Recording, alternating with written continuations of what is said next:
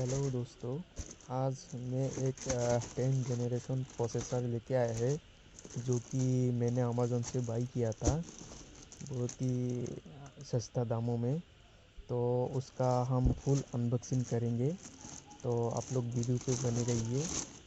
और वीडियो को अच्छा लगे तो like end share end comment कर देना, और साथ ही मेरे चैनल को सब्सक्राइब एंड बेल आइकन दबा देना ताकि इसी तरह वीडियो हम लेते रहेंगे।